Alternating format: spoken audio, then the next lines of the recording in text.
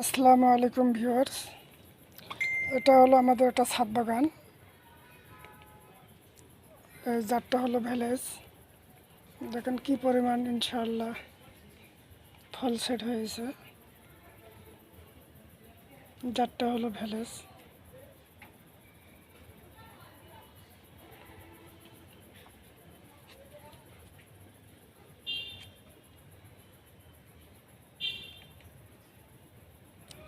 মনে হয় এখানে দুইটি থোকা আছে, একটি হলো বড়, একটি হলো মাঝারি সাইজের।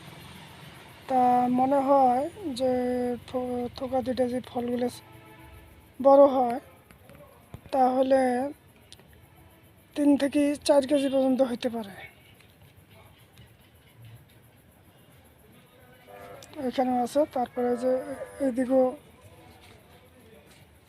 মোটামুটিভাবে ফল সেট হইতেছে, ফুলগুলো ফাটছে,